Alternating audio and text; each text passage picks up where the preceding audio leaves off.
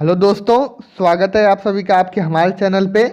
दोस्तों, जैसा कि पता है आप लोगों को, ईवीएस और मनोविज्ञान की daily classes Prabha academy YouTube channel पे चलाई जाती है, जो कि आने वाले सी टेट के एग्ज़ाम के लिए बहुत ही इम्पोर्टेंट क्लास है। यह देखिए, यह ईवीएस की चौथी टेस्ट सीरीज है और चौथी टेस्ट सीरीज को दो भागों में बांटा गया है। एक भाग को कंप्लीट करा दिया गया है, यह आपका दूसरा भाग है। यदि आप लोग पहले भाग को नहीं देखे हैं तो आप हमारे चैनल पे जाके उसको जरूर देखें। इस वीडियो में हम इसके सेकेंड भाग को कंप्लीट करेंगे। क्वेश्चन नंबर 15 तक हम करा दिए थे।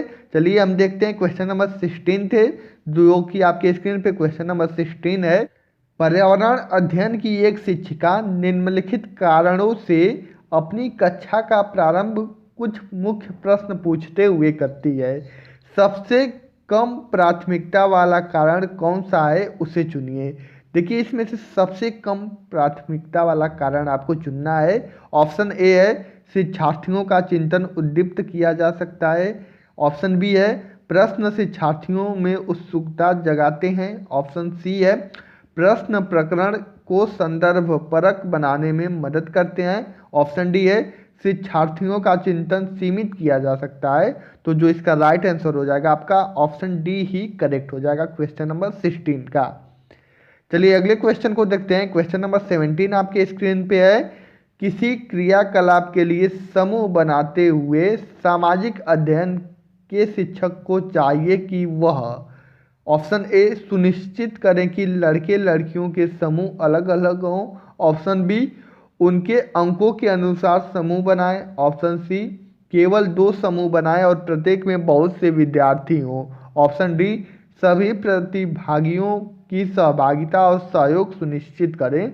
तो इस क्वेश्चन का भी आपका ऑप्शन डी करेक्ट हो जाएगा क्वेश्चन नंबर 17 का।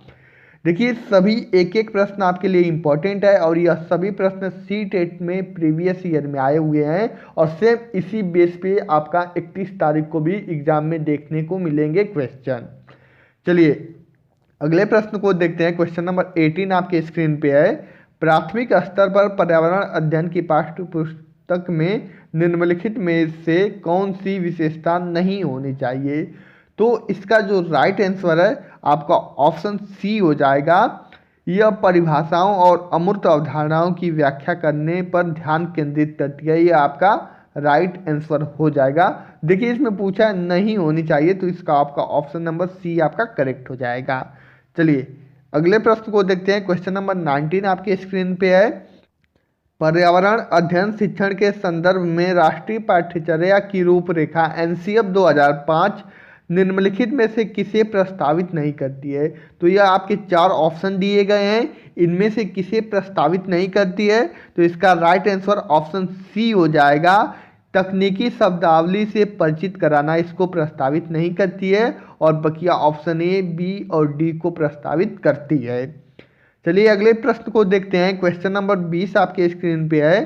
प्राथमिक स्तर पर पर्यावरण अध्ययन पढ़ाने के लिए निम्नलिखित में से कौन सा पहलू सबसे महत्वपूर्ण होना चाहिए। ऑप्शन ए है सीखने वालों को प्राकृतिक और सामाजिक सांस्कृतिक पर्यावरण से जोड़ना।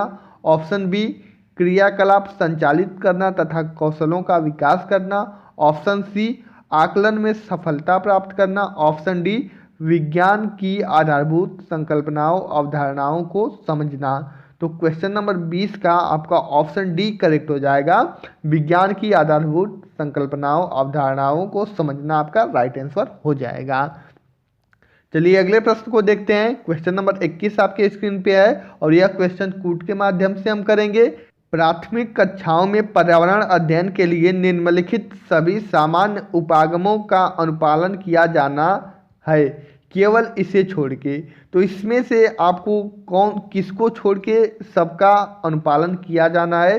देखिए, मूर्त से अमूर्त, सेकेंड आपका सरल से कठिन, थर्ड है आपका स्थानीय से वैश्विक, फोर्थ है आपका अमूर्त से मूर्त और यहाँ पे आपका कूट दिया गया है।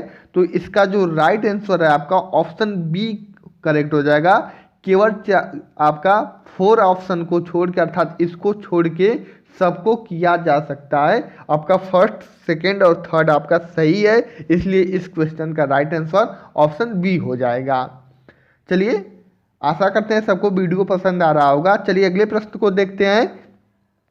राष्ट्रीय पाठ्यचर्या रूपरेखा एनसीएफ 2005 ने कक्षा 1 और 2 के लिए पर्यावरण अध्ययन के किसी पाठ्यक्रम या पाठ्य पुस्तकों की संतुष्टि नहीं की है। इसके लिए सबसे उपयुक्त कारक है।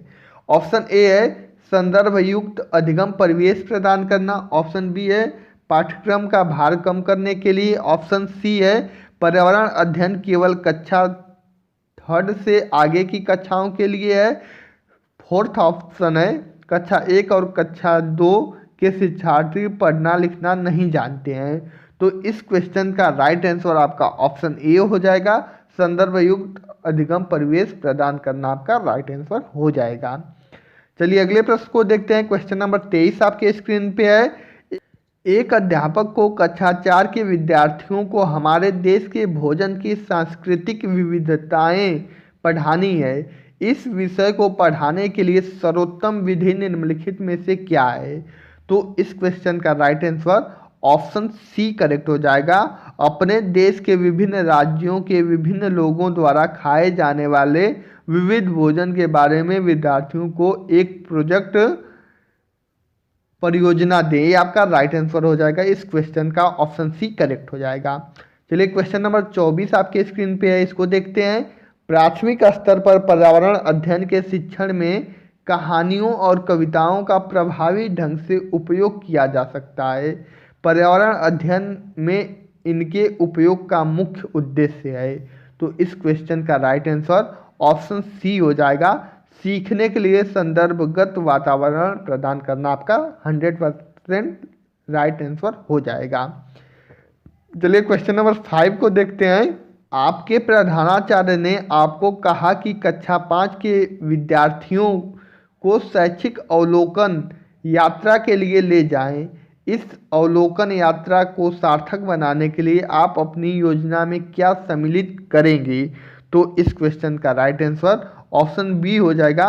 क्रियाकलापों की एक स्तरीकृत सीट उस स्थान के बारे में तैयार करना और प्रामाणिक तथा सार्थक अध्ययन के लिए उसे विद्यार्थियों के साथ यात्रा से पूर्व साझा करना। ये आपका राइट आंसर हो जाएगा। फ्रेंड्स, इसका पीडीएफ आप लोगों को टेलीग्राम चैनल पे शेयर कर दिया जाएगा। आप लोग टेलीग्राम चैनल से जुड़ के पीडीएफ को डाउनलोड कर सकते हैं। टेलीग्राम चैनल का लिंक नीचे डिस्क्रिप्शन में दे दिया जाएगा। चलिए अगले क्वेश्चन को देखते हैं। क्वेश्चन नंबर 26 आपके स्क्रीन पे है। आंचल अपनी कक्षा 5 में पर्यावरण अध्ययन की कक्षा में अक्सर गहन जांच पड़ताल वाले और कल्पनापरक प्रश्न पूछती है। उसके द्वारा इस प्रकार करने का उद्देश्य खाली स्थान सुधार करना है। ऑप्शन ए चिंतन कौशल में। ऑप्शन बी बोलने संबंधी कौशल में। ऑप्शन सी अवलोकन कौशल में। ऑप्शन डी संवेगात्मक कौशल में। तो ऑप्शन नंबर 26 का क्वेश्चन नंबर 26 का ऑप्शन ए करेक्ट हो जाएगा। चिंतन कौशल में सुधार करना है आपका राइट आंसर हो जाएगा। चलिए अगले प्रश्न को देखते हैं। क्वेश्चन नंबर 27 और यह भी क्वेश्चन आपके लिए इम्पोर्टेंट है। कक्षा 3 के शिक्षार्थियों को हमारे दोस्त पक्षी प्रकरण पढ़ाते समय नलिनी नीचे दी गई पद्धतियों का प्रयोग करती है। देखिए इन 3 पद्धतियों का प्रयोग करती है। पहली पद्धति कौन है? पक्षियों पर आधारित वृत्त चित्र दिखाना। सेकंड पद्धति है विभिन्न पक्षियों की तस्वीरों वाले चार्ट का प्रयोग करना और संक्षेप में उनका वर्णन करना। थर्ड आपका है शिक्षार्थियों को नज़दीक के पार्क में ले जाना और उनसे पक्षियों को ध्यान से देखने के लिए कहना। नलिनी किस प्रयोजन के लिए सीखने के विभिन्न उपागमों का प्रयोग कर रही है? तो ये आपके 4 ऑप्शन दिए गए हैं। इसमें कौन सा ऑप्शन सही होगा यही आप लोगों को बताना है। तो इसका ऑप्शन डी करेक्ट हो जाएगा। बहुबुद्धि वाले शिक्षार्थियों की विभिन्न आवश्यकताओं को पूरा करना, ये आपका राइट आंसर हो जाएगा। चलिए अगले प्रश्न को देखते हैं। क्वेश्चन नंबर 28 आपके स्क्रीन पे है। खेल जो हम खेलते हैं प्रकरण के शिक्षण में शिक्षार्थियों की अधिकतम भागीदारिता के लिए निम्न में से कौन सी शिक्षण युक्ति अधिक प्रभावी होगी। तो इस क्वेश्चन का राइट आंसर आपका ऑप्शन नंबर सी करेक्ट हो जाएगा। शिक्षार्थियों को खेल के मैदान में ले जाना और उन्हें अलग अलग दिनों में अलग अलग खेल खिलाना, आपका 28 का ऑप्शन नंबर सी करेक्ट हो जाएगा। देखिए आप लोग सभी ऑप्शन को पढ़िएगा और उसके बाद आप लोग कॉन्सेप्ट क्लियर करिएगा और तब आप लोग अच्छे से क्वेश्चन का आंसर दीजिएगा। आप लोगों को पूरा ऑप्शन पढ़ने के लिए आप लोगों को यह पीडीएफ हमारे टेलीग्राम चैनल पे शेयर कर दिया जाएगा, उसको डाउनलोड कर लीजिएगा। चलिए क्वेश्चन नंबर 29 देखते हैं। जीव जंतुओं पर आधारित पाठ को पढ़ाने के बाद शीतल कक्षा 4 के शिक्षार्थियों के लिए चिड़ियाघर के भ्रमण का आयोजन करती है। यह खाली स्थान में शिक्षार्थियों की मदद करेगा।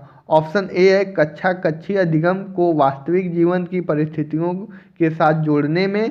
तो क्वेश्चन नंबर 29 का आपका ऑप्शन ए ही करेक्ट हो जाएगा, जो कि कक्षा कक्षीय अधिगम को वास्तविक जीवन की परिस्थितियों के साथ जोड़ने में शिक्षार्थियों की मदद करती है, आपका राइट आंसर हो जाएगा।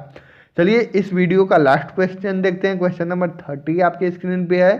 शालिनी कक्षा 5 के शिक्षार्थियों को पोषण पर आधारित प्रकरण से परिचित कराना चाहती है। उन्हें ऑप्शन ए है विभिन्न प्रकार के भोजन को प्रदर्शित करने वाले चार्ट का प्रयोग करना चाहिए। ऑप्शन बी है शिक्षार्थियों से कहना चाहिए कि वे अपने अपने टिफिन बॉक्स खोलें, उसके तत्वों का अवलोकन करें और उसके बाद उन्हें व्याख्या करनी चाहिए। तो इस क्वेश्चन का राइट आंसर ऑप्शन बी ही करेक्ट हो जाएगा।